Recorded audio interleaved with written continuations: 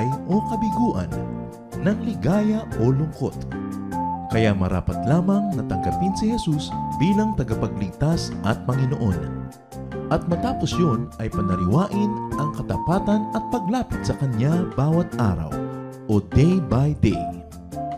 Ang day by day ay naglalayong umalalay sa pang-araw-araw na pamumuhay. Narito po si Kuya Ed Lapis sa mensaheng pinamagatang It's Like Planting.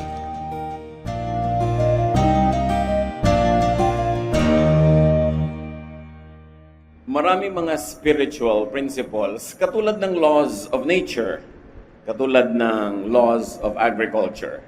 Ang pag-aaral natin ngayon tungkol sa blessings, pinamagatan natin, it's like planting. Parang pagtatanim din ang mga bagay na spiritual.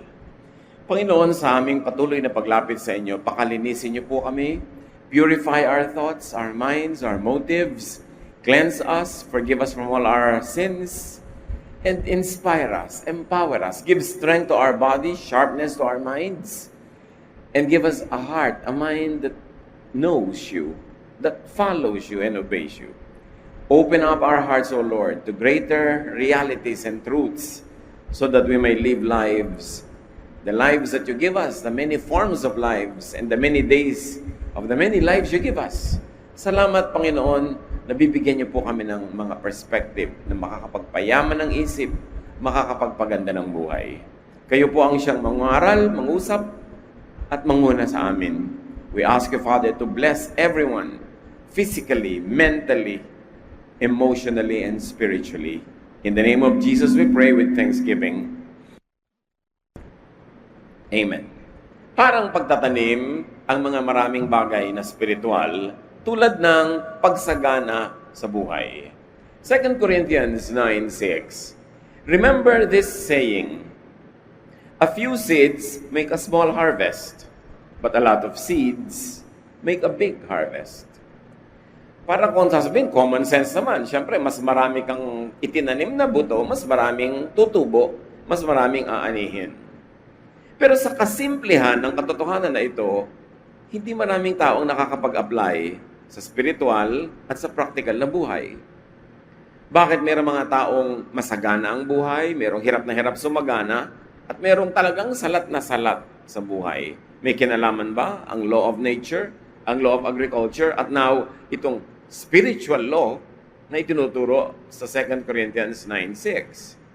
So we see here natural law. Pag maraming tanim, maraming ani. And natural law is nothing but God's law. Because God is the author, the designer, and the manager, the administrator of nature. So natural law could only be God's law. And it is clearly observed in planting. Pag marami kang itinanim, mas malaki ang pag-asa na marami kang anihin.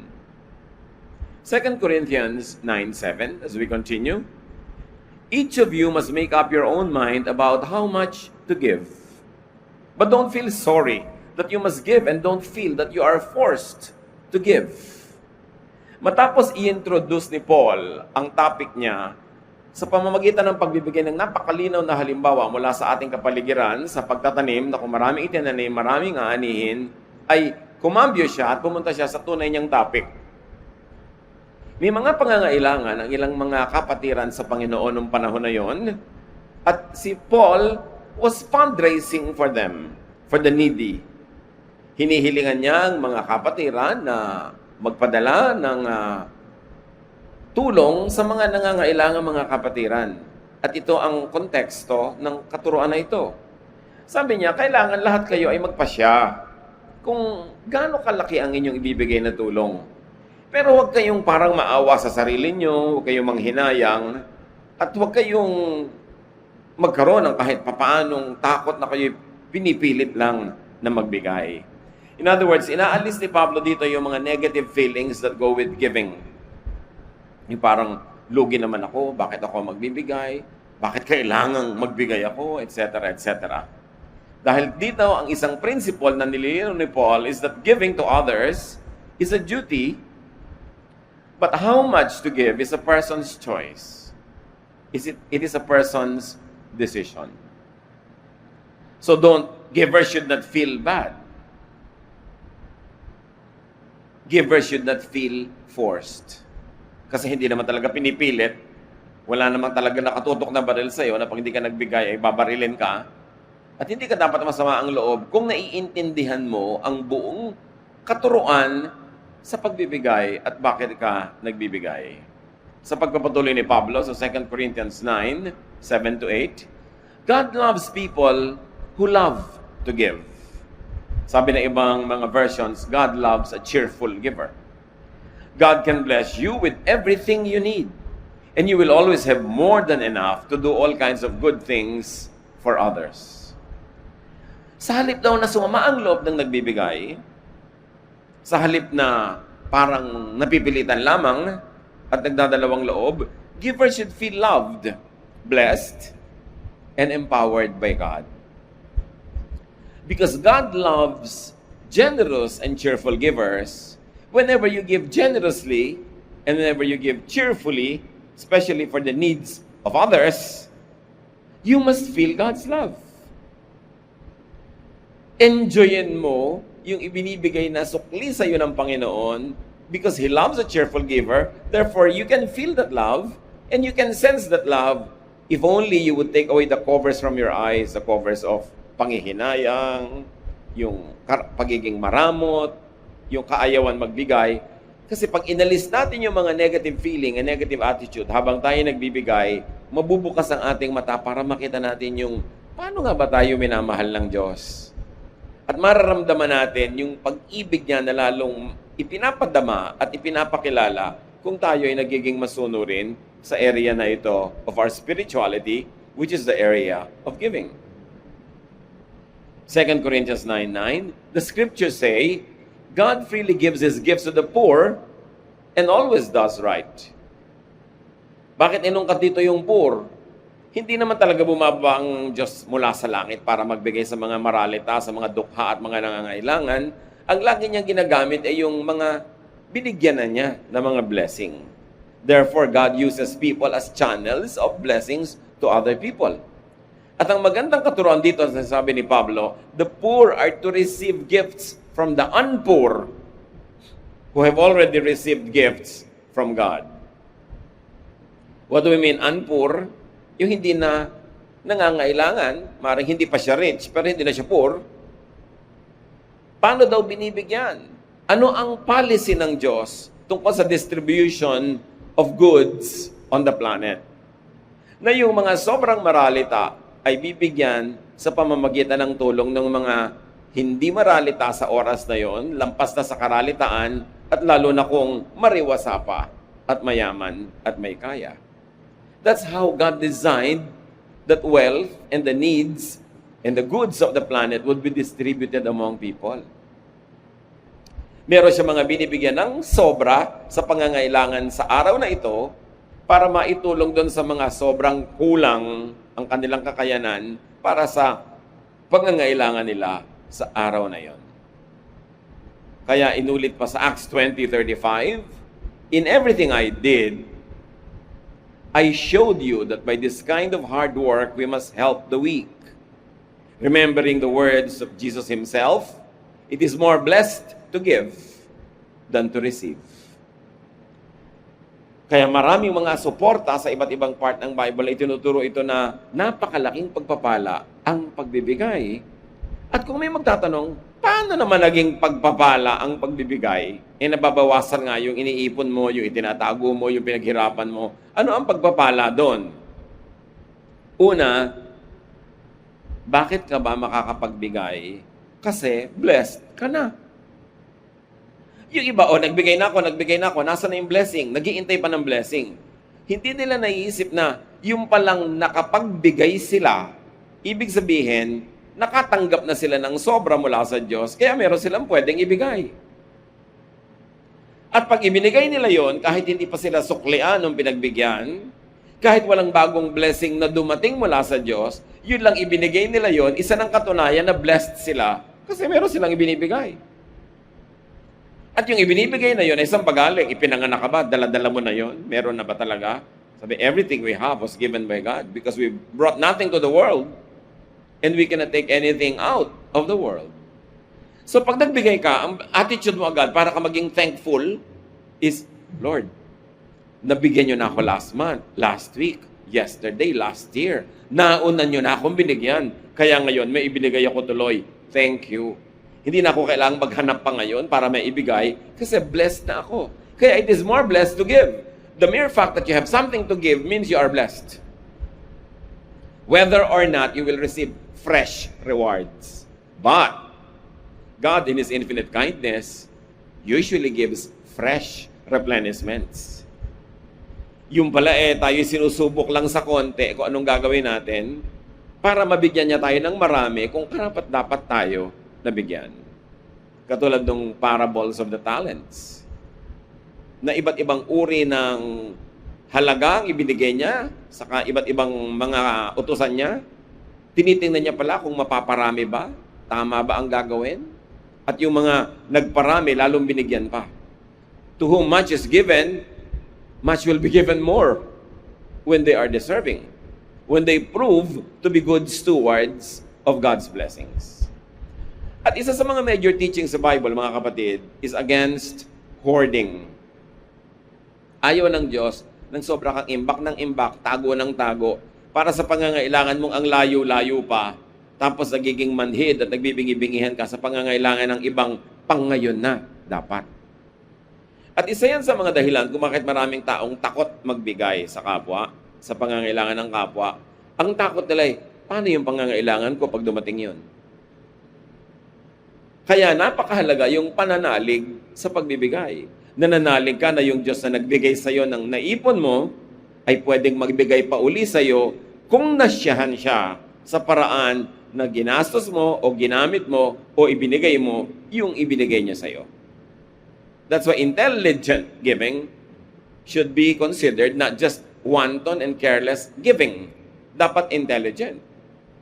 Siyempre, hindi ka bigay ng bigay doon sa nag-aaksaya lang. Para mag-iipon ka ng tubig sa isang butas na drum, sayang ang tubig. Kailangan matalino ang pagbibigay, pero dapat magbigay. Gamitan lang ng katalinuhan. So blessed ka na the moment na meron kang pambigay. Do not feel na nalugi ka, nalamangan, kasi nauna ka nang nabigyan ng Diyos, kaya ka nga may pampamigay. 2 Corinthians 9:10-11, God gives seed to farmers and provides everyone with food. He will increase what you have so that you can give even more to those in need. You will be blessed in every way and you will be able to keep on being generous. Napakalinaw ng pangako, nabibigyan ka langin ng Diyos para sa iyong pangangailangan. Sa katunayan, kung ikaw ay cheerful giver, dadagdagan ng Diyos ang binibigay sa iyo para madagdagan ang ipinapamigay mo. Hindi sinabing para madagdagan yung tambak-tambak na iniipon mo, para madagdagan yung hoarding mo, kundi para madagdagan pa ang iyong mga generous actions. Kaya napakasarap bigyan ng Pilipino.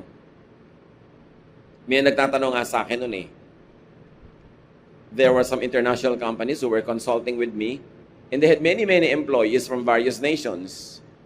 Many of them from very developed countries. Sabi sa akin, kung meron na pwedeng ibigay na extra privilege in terms of money to a certain nationality, let's say nationality ang pagpipilian na bibigyan, what nationality should be on the top of my list na dapat kong bigyan ng extra? Sabi ko, Filipinos. And I'm not saying that because I'm a Filipino. Sabi niya, bakit Filipinos? Sabi ko, kasi pag nabigay ko sa Pilipino, yung nanay niyan magkakaroon, yung kapatid niyan magkakaroon, yung pamangkin niya, maraming magkakaroon. Pag nagbigay ka halimbawa sa mga taga-West o mga developed economies, usually kanila lang yun Nakarinig ka na ba ng Amerikano nagpapaaral ng kapatid? Nakarinig ka ba ng Hapon halimbawa na nagpapaaral ng pamangkin? Walang ganon. Yung Pilipino, pag binigyan mo, marami nagkakaroon, usually. Kaya siguro tayo naman, ang binigyan ng pribilehiyong magkaroon ng ganitong maraming uri ng hanap buhay. Pero ang mahalaga, pagka binigyan ka, dapat marami nagkakaroon din. hindi lang ikaw. At oras na binigyan ka ng Diyos at maraming naaambunan ng grasya, gaganahan ng Diyos na bigyan ka uli. Kasi hindi lang ikaw ang mahal niya ang lahat ng tao. Pero kung sa pagmamahal niya sa iyo at binigyan ka, ay maraming nagkakaroon din na mahal din niya, di ba? Lalo kanyang bibigyan ng bibigyan. Kasi siya na ang natutuwa dahil yung mga tao ay nagkakaroon din. At ito ang mahalagang i-factor sa pagbibigay, mga kapatid. Faith. Hindi lang common sense ang umaandar sa pagbibigay. Hindi lang utakan. Hindi lang kailangan sa kabila, wais ka. Dapat meron ka, hindi ka mawawalan. Ipapasok natin ang Diyos. Ipa-factor siya. Dahil siya daw ang nagbibigay, at pag siya'y natutuwa, sino ba naman ang makakapigil sa Diyos kung gusto ka pa niyang i-bless lalo? Pero kung di siya natutuwa, sino ang makakapilit sa Diyos na tayo ay pagpalain? So givers will be blessed even more. Givers should not be afraid of being needy because givers are actually just recipients. God is the original giver. So how will you become needy when God continues to give you? And the way to make God continue to give you is for you to continue giving to others. Givers will be enabled to keep being generous. Gusto ng Diyos mga tao generous. Therefore, i-empower ka niya. Bibigyan ka niya ng kapasidad na maging mapagbigay dahil natutuwa siya sa mapagbigay. Huwag matakot maubusan. Huwag matakot mawalan. Basta intelligent ang giving. Hindi na aaksaya. Hindi na sasayang. Nagpapaaral ka ng pamangkin, sa dinami-rami, ang pag-aralin mo yung mahilig mag-aral. Yung talagang pinapahalagahan ang pagpapaaral mo. Nagbibigay ka ng pera, hindi yung ilulustayin lang niya yung pera sa kaluhuan, yung maggagawa ng mabuting bagay sa ibinibigay mo. Kailangan merong intelligent giving talaga. Pero we should give. Halos lahat ng tao na parang bumabalong ang kanilang resources, hindi mapatid-patid ang dating ng mga blessings sa kanila. Iisa ang common denominator. Tingnan nyo, generous. Mapagbigay sa kapwa. 2 Corinthians 9:12-13. What you are doing is much more than a service that supplies God's people with what they need. It is something that will make many others thank God. The way in which you have proved yourselves by this service will bring honor and praise to God. Sabi dito ni Pablo, bagamat ang pagtulong nyo sa kapwa, merong number one at immediate result na sila'y natulungan, huwag niyong kakalimutan na may mas mataas pang nagaganap kesa sa nagkaroon ng pagkain ng loob ng tiyan niya, nagkaroon siya ng damit, nagkaroon siya ng gamot. Bagamat mahalaga yan, may mas mataas na nangyayari. Pag tumutulong kayo sa kapwa, napapasalamatan ng Diyos. Napupuri ang Diyos. At kung minsan, yun ang hindi nakikita ng mga nagbibigay, ang nakikita lang nila yung surface. Yung, kailangan mo ng pagkain, binigyan kita ng pagkain. Pero ang hindi nakikita, na pag napakain ng isang nilikha ng Diyos, at ang taong yun ay nagpasalamat, lalo't ikaw mismo ang nagpakita na Diyos ang may bigay nun, hindi lang ikaw, tinuruan mo siya na kaya ka mapagbigay dahil maka-Diyos ka, sa Diyos ang nanggaling ang lahat, niya mapupuri ang Diyos, at yun ang napakagandang nagaganap sa kataas-taas ang mga kalangitan, habang merong tiyan na merong tinutunaw na pagkain dito sa baba sa lupa, may nangyayari sa taas. God is glorified. And one of the highest purposes of creation is to praise God and glorify God and thank God. Whenever you are good, whenever you are nice, and you don't get the glory but bring it back to God, God is honored, and that is very high worship. And when God is honored and God is pleased, unseen and mysterious powers get unlocked. Blessing is released from the heavens, and blessings reach those who are participants in this activity that honor God. Hindi maipaliwanag ang hiwaga niyan, but that's how it works. Pagka ang binigyan mo, nagpasalamat sa Diyos, natuwa ang Diyos, natuwa ang langit, more blessing is released. Through the channel, that is you. Ipagpalagay na yung tinulungan mo, hindi masyadong aware, hindi niya napagpasalamatan ng Diyos. Pero ikaw, na naging dahilan para siya mabigyan, alam mo, aware ka, nagpasalamat ka sa Diyos, napasalamatan din ng Diyos, napuri ang Diyos. Pero can you imagine na doble-doble ang papuri kung malinaw sa mga tao na kaya ka tumutulong dahil turo yun ng Diyos, utos yun ng Diyos, hindi dahil para iboto ka, hindi para pasalamatan ka, hindi para ikaw ay itaas, kundi ang Diyos ang itaas, nagkakaroon ng very high level of worship. Giving lifts up the name of God. Giving glorifies God. Tuwing may nagaganap na giving, may nagaganap na worship. Kaya nga part of a formal worship, yung giving. Ngayon, kung may giving, kahit nangyayari sa kalye, kahit nangyayari sa mga bundok, sa mga iba-ibang lugar, may worship na nagaganap. Why? Because our God is a giving God. And whenever people give, they are reflecting the image of God. Mas mapagbigay ka, mas generous ka, mas totoo na pinaghaharian ka ng Diyos kesa sa mas marami kang memoryadong verses, kesa mas may ipinapakita kang pagpapatunay na iyong pagiging religyoso, pero bagsak ka naman sa giving department. Napaka-practical, hindi mo kailangan ng high theology, hindi mo kailangan ng verses to really do God's will on earth. Just be a giver. Sabi, you believe the message about Christ, and you obeyed it by sharing generously with God's people and with everyone else. Yan ay pinagpatuloy ng mga verses. At sinasabi dito ni Paul, belief or faith in Jesus means obedience in generous giving. Sabi, kung talagang sinasabi mo na nanalig ka sa Diyos, patunayan mo yan, dapat generous ka sa pagbibigay.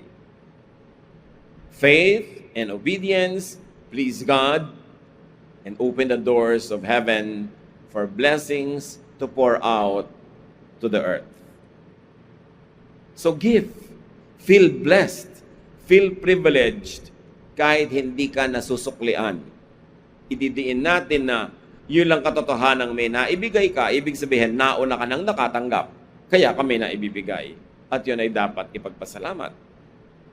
And remember this, God is no man's debtor.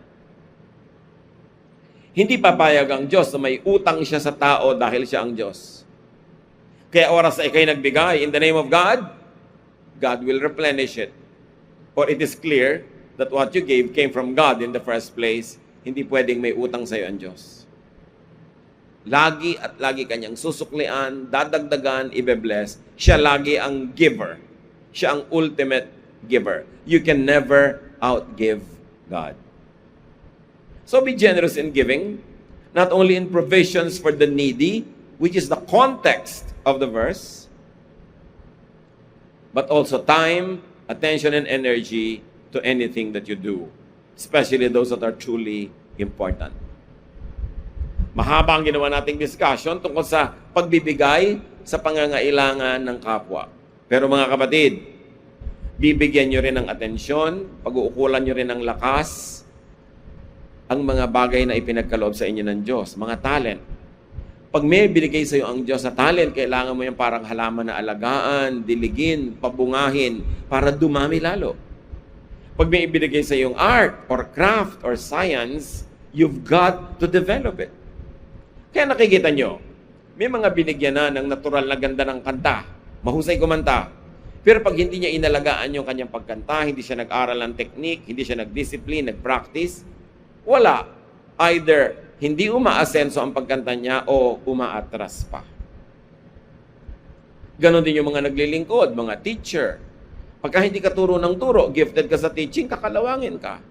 Kailangan, give ng time, ng talent, ng ating treasure, not only to the needy people, but to the ministry, to humanity, even outside of the context of the church. Kung paano ka tinawag ng Diyos, ano ang ibinigay sa iyong talento at galing, dapat lagi mo yung hasain, pagandahin, pahusayin, i-develop para dumami. at gamitin mo sa paglilingkod sa kapwa.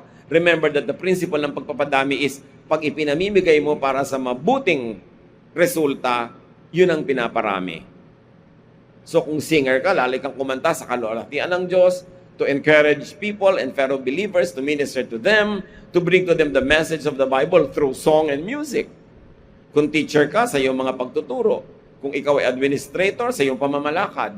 Dahil lahat tayo binigyan ng mga gifts na dapat ibigay sa kapwa. Hindi lang pera, hindi lang pagkain, hindi lang damit.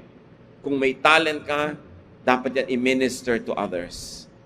Because we were given gifts according to the will of God by the Holy Spirit so that those gifts can be used for the welfare of other people. So kailangan nating paramihin, palaguin ang ating mga talento. Ano ang mga ginagawa nyo? Kayo ba'y may tindahan? Paano nyo papalakihin at paparamihin yon? By giving it your best. Again, giving yon. Give your attention, your technique, your method. Kayo ba ay may trabaho? Are you employed? Paano nyo papataasin ang inyong level ng trabaho? Paano nyo papalakihin ang inyong sweldo? Paano nyo papagandahin ang posisyon nyo? Give it your best. Huwag tatamad-tamad. Ayaw ng Diyos at tamad. Kahit si Satanas, hindi tamad. Hindi mo malaman kung saan kumukuha ng model ang mga tamad. Kasi ang Diyos ay hindi tamad. Si Satan hindi rin tamad. So saan kumukopya yung mga tamad?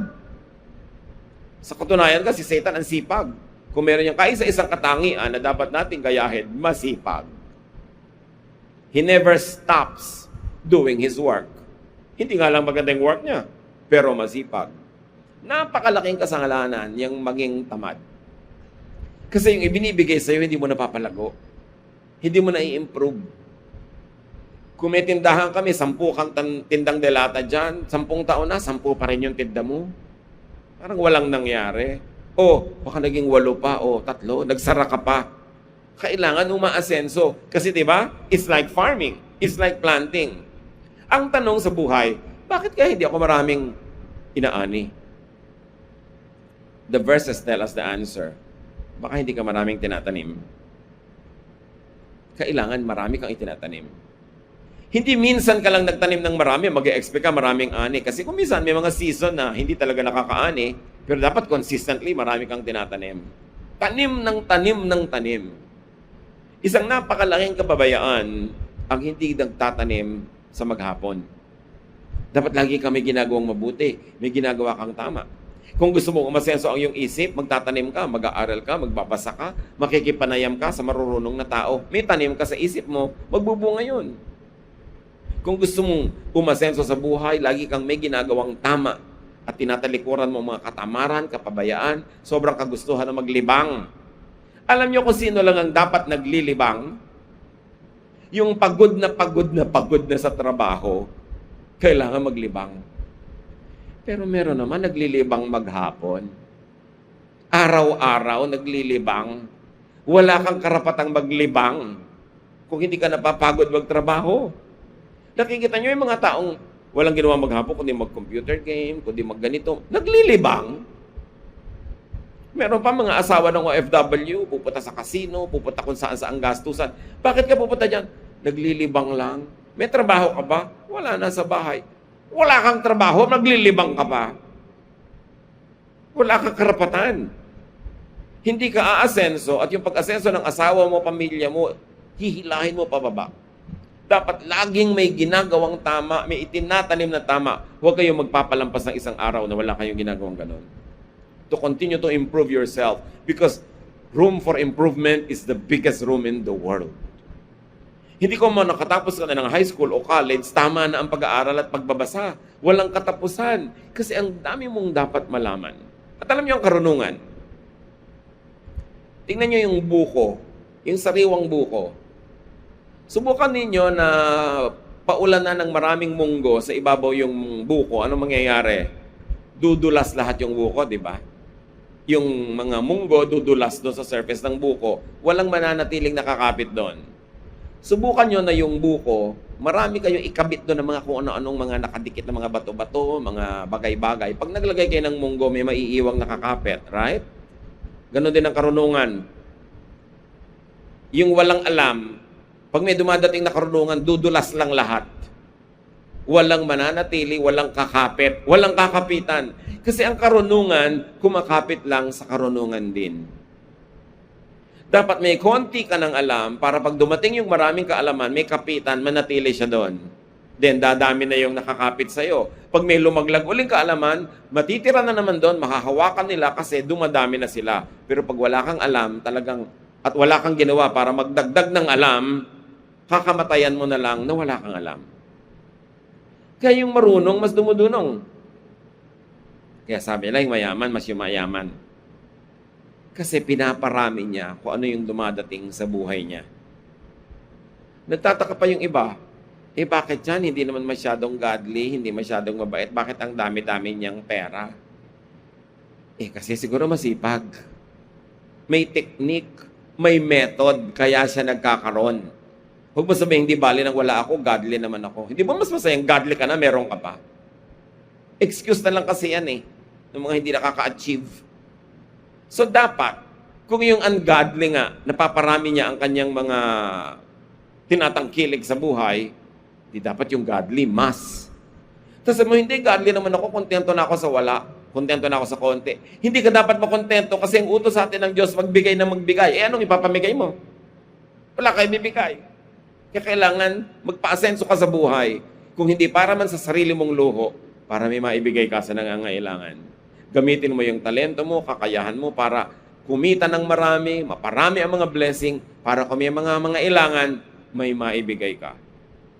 Duty ng malakas na tumulong sa mahina. Pero dapat patuloy natin pinapalakas ang ating sarili. Ini-improve ang ating craft. Kung musician ka, dapat may asenso ka. Hindi 5 years na hanggang ngayon wala pang nadagdag na technique, wala ka pang nababasa kahit isang kaprasong nota. Ang takal-takal mo ng tugtog na makakatulong naman sa iyo kung marunong ka magbasa. Pero nag-aaral ka ba na magbasa nun? O wala ka lang ginagawa? Nakatiwangwang. Tulad ng parable of the talent, sabi ni Lord, yung konting ibinigay ko sa iyo, hindi mo pinamarami, babawiin ko, akin na, at ibibigay ko doon sa marami na, kasi siya ang magpaparami niyan. Hindi konsentidor si Jesus sa mga tamad, sa mga ayaw magparami ng blessing, binabawian niya. At siguro yun ang dahilan kung ba't yung mga ilan hindi umaasenso, umaatras pa. Kasi ang pangako sa atin ng langit, pag tayo matapat, tayo obedient, tayo generous, tayo'y pararamihin ang ating mga tinatangkilik at uunlad tayo. Ano man ang ginagawa natin, dapat nating galingan ang trabaho. Sa pagbibigay o sa pagpoproduce.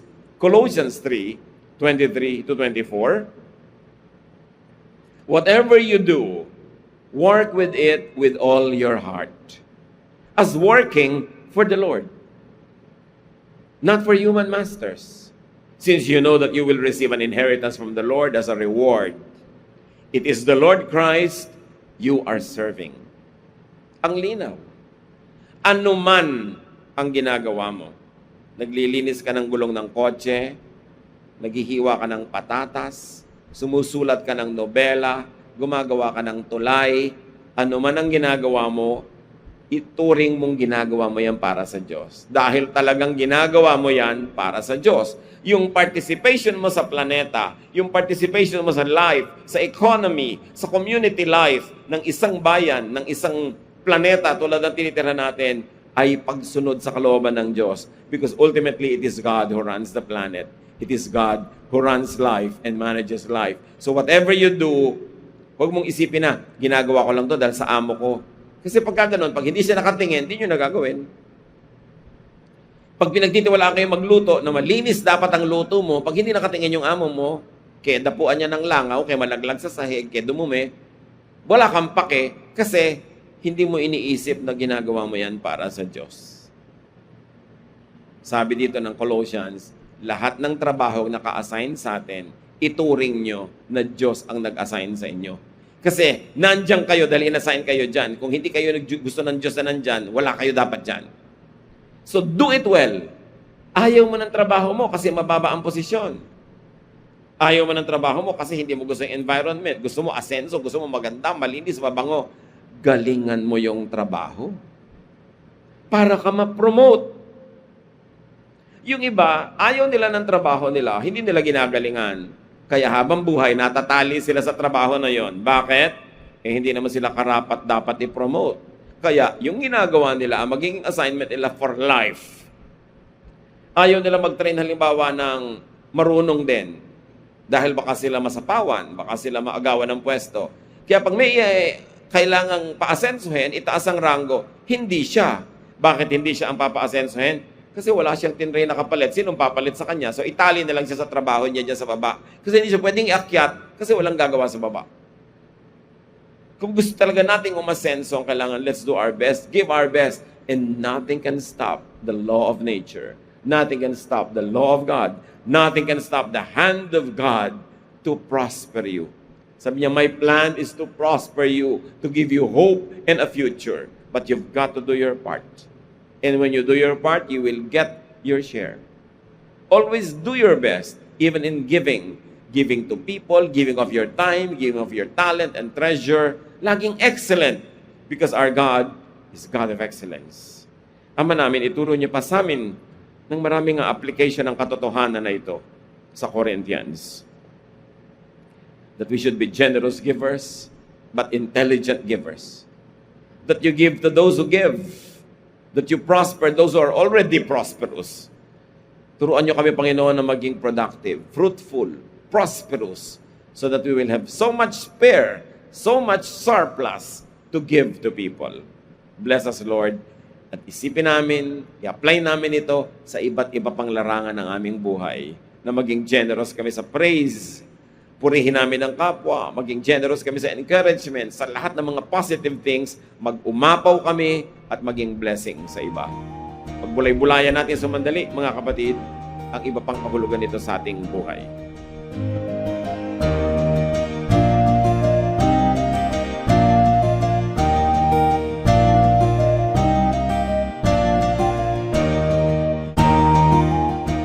Ang katatapos pong mensahe ni Kuya Ed Lapis ay pinamagatang It's Like Planting.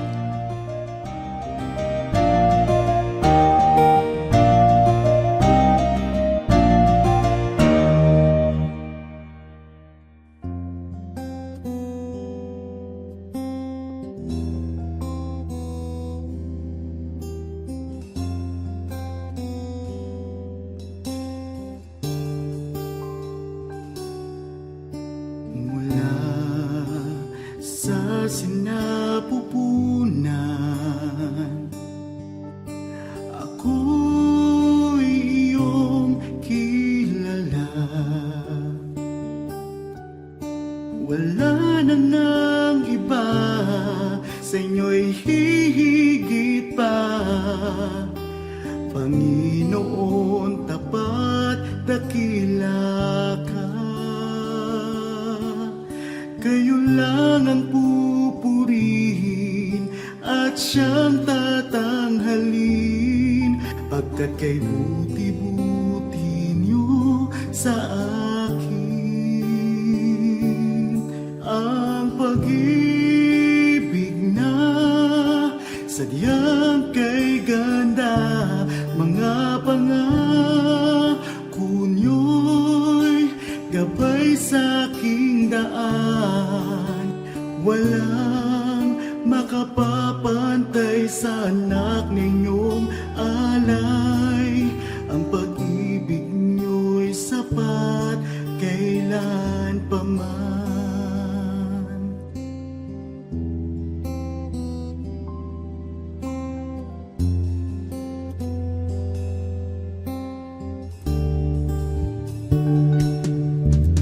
Tinawag niyo akong kaibigan, kahit na ako ay pariwara.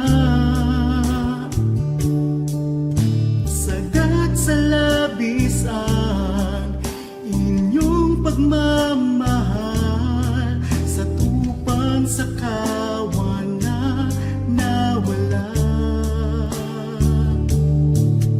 Kung aking bibilangin bawat butil ng buhangin, ang habag niyo'y ganon karami rin.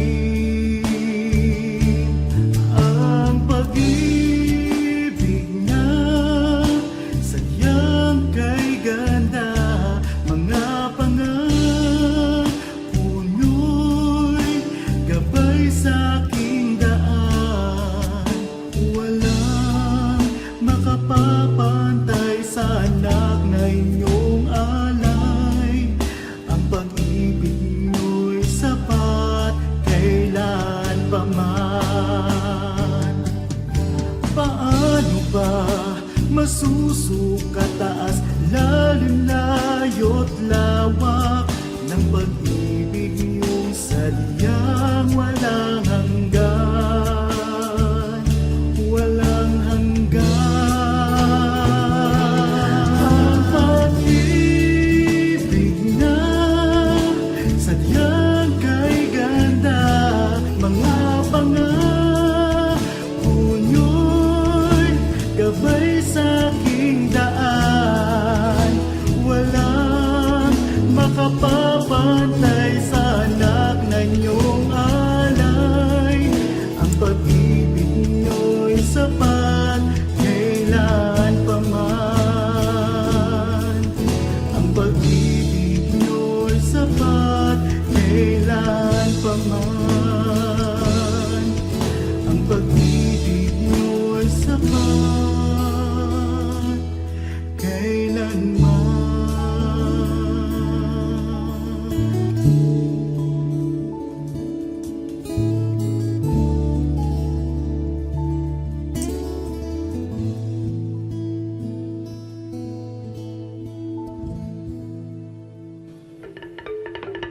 Dumako po tayo sa mga hiyas ng bayan, mga kayamanan po ng ating lahi, ng ating lipi, na maaari nating pagyamanin, kilalanin at itampok. At ito po ay atin ding ipamana sa mga darating pang henerasyon. Ang atin po ngayong itatampok na hiyas ng bayan ay ating mga kasabihan.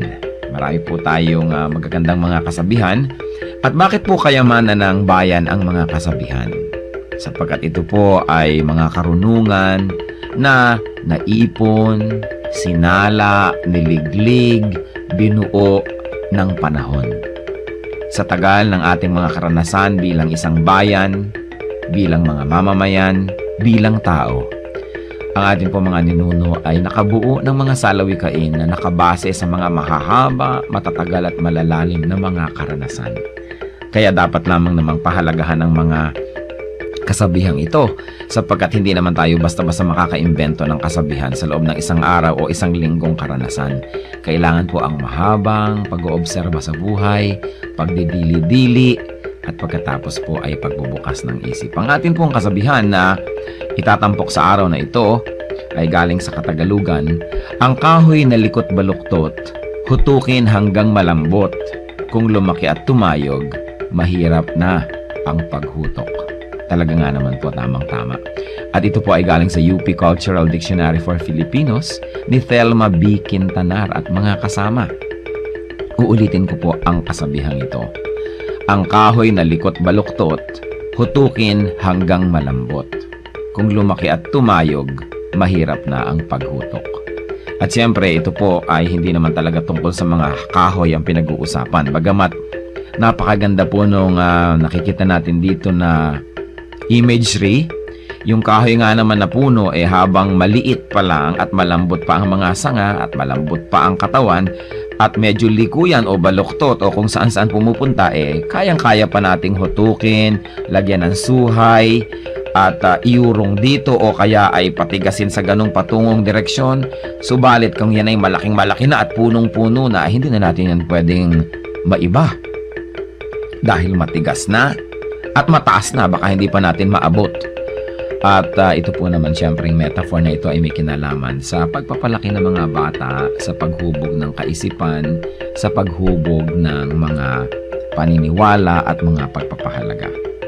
Napakahalaga ang pagtuturo sa bata ng mga konsepto ng tama at mali, ng maganda at ng mga hindi maganda, habang ang tao ay bata pa, habang ang kanyang isip ay mura pa, at habang siya ay masunurin pa, habang siya ay dependent pa at umaasa pa sa kanyang mga magulang o sa mga matatanda, habang siya ay teachable and impressionable, ay kailangan na dumating tayo sa talagang masusi at seryosong pagtuturo.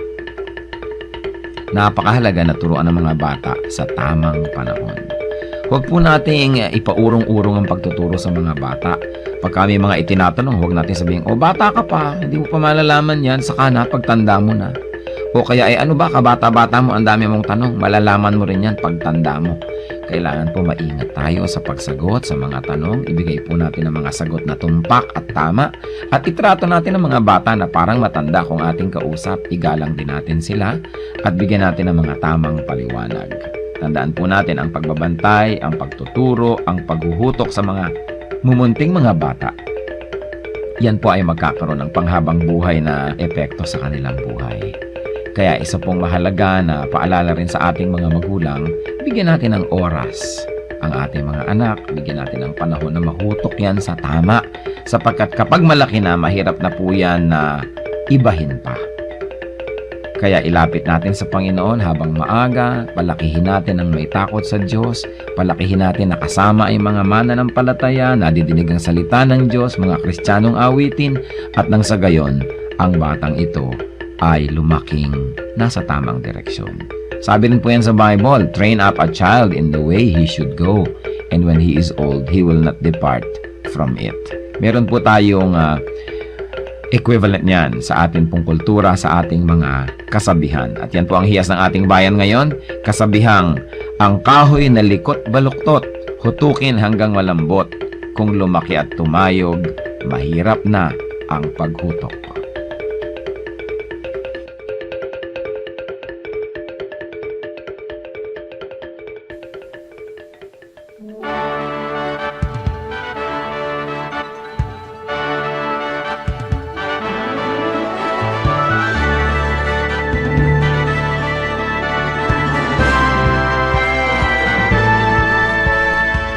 Ang iyong hirang dala, ang iyong ngalan, taglay ang ligaya ng kaligtasan. Alab ng puso sa aming dibdib ay kayo ang dahilan. Uktawin ang lahi, himbing na damdamin, isingin ang aming yaring isipan. Tangang lakas ay gawin niyong alipin sa inyo ang pagsamba. Pagsamba, dalisay na pagsamba, sa dakilang ngalan niya. Halina sa pagsamba, pagsamba, dalisay na pagsamba, sa dakilang ngalan niya. Halina sa pagsamba.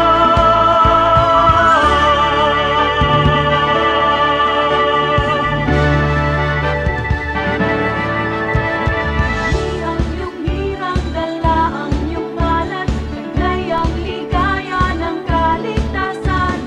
Alab ng puso sa aming dibdib ay kayo ang dahilan. Ukawin ang dahil, hindi na damdamin, isingin ang aming yaring isipan.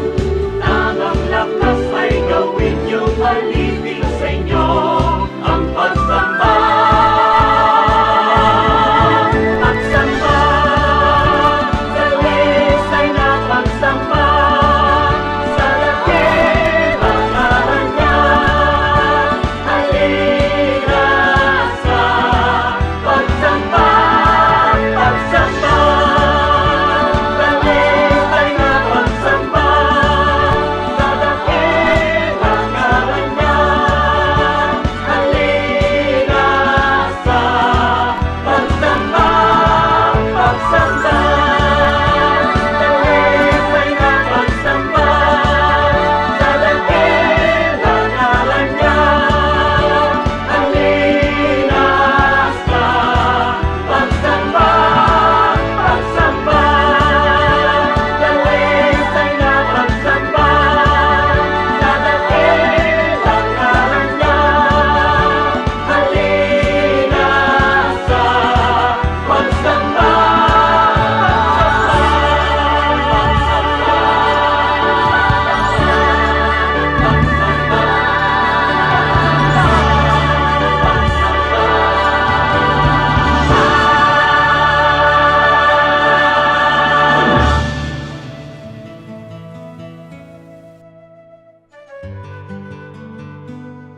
Bakit ang Pilipino itinatago ang pagka-Pilipino pag nasa ibang bansa?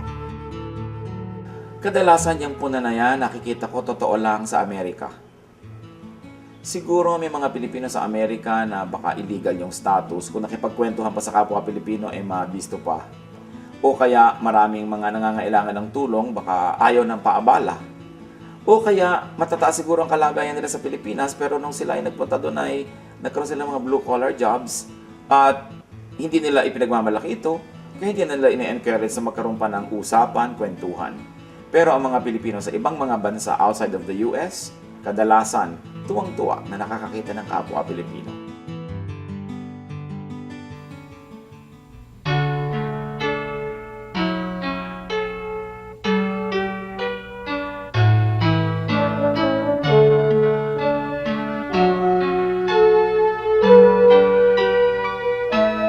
Kahit lagi ang masakit dito sa buhay ko, kahit lagi ang pagluha dito sa buhay ko, sakali man itong aking pamatok, ubod ng bigat. Sa tulong mo, Jesus, nakakaya ang lahat. Kung sakaling ang ligaya'y di pa natagpuan, kung sakaling ang ginhawa'y di pa nakakamtan, sa piling mo, Jesus, ako ay lagi nang nakatanaw. Sa langit mong laan, di na mamamanglaw. Pagtitiis ang kailangan kong mabatid. Kaya't ikaw, Panginoon, ang aking tutularan. Pagtitiis ang kailangan kong mabatid. Ang buhay ko ay lalago kung mayroong pagtitiis.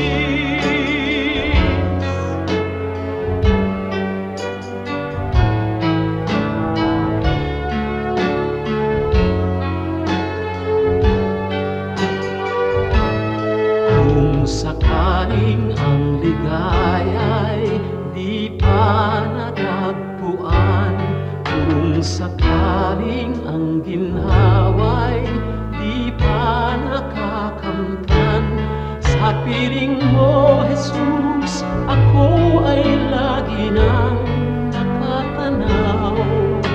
Sa langit mong laan, di na mamamanglaw. Pagtitiis ang kailangan kong mabatid. Kaya't ikaw, Panginoon, ang aking tutularan. Pagtitiis ang kailangan kong mabatid.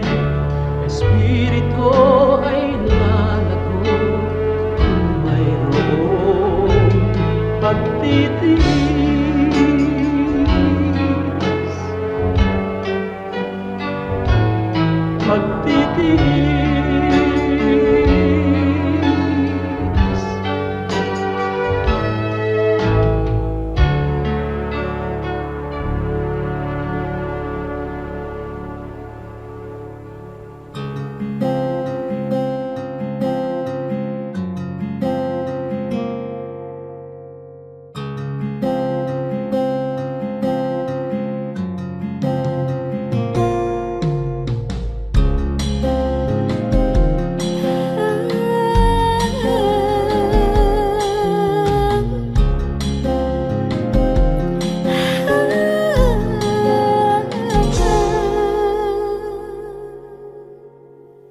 Pag-ibig mo o kailanin, sukat man lumayo'y mahal pa rin.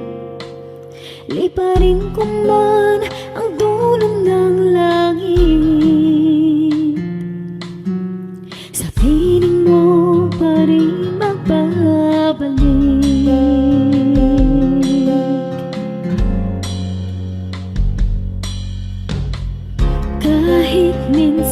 makasala. Bakit tinuturing pa rin danan? O Jesus, kayo nag-ari ng buhay. Katwiran niyong aking tinataklan.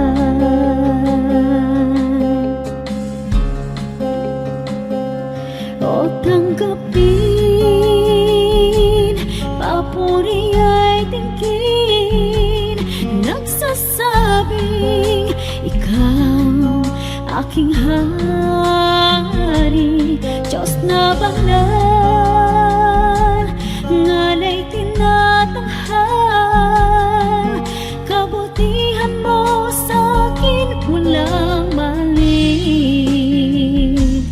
O Diyos, salamat sa pag-ibig na wagas.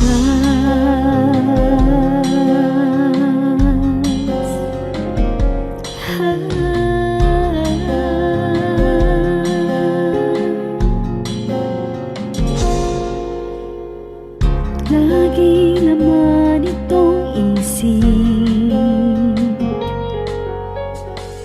ngalan ko sa palad mo inukit. Walang sino mang maaring magwala. Kaligtasang ikaw ang nagpikat.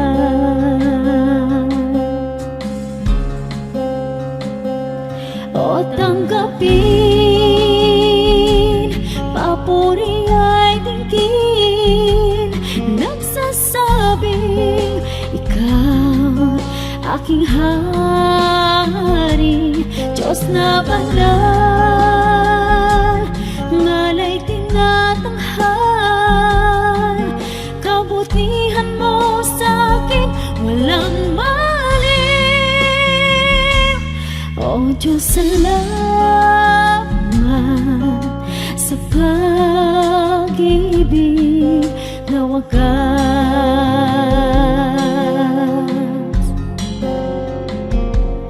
O tanggapin, papuri ay tingkin, nagsasabing ikaw aking hari, Diyos na banal, ngalay tinatanghal, kabutihan mo sa'kin walang mali. O Diyos, salamat sa pag-ibig na wagas.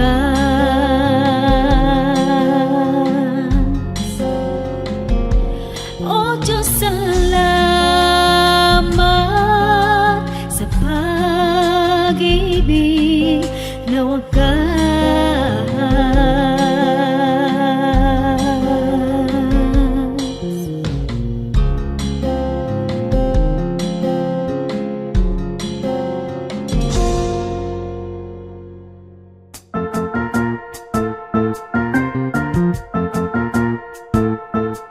Oras na po para pansamantalang magpaalam ang programang Day by Day.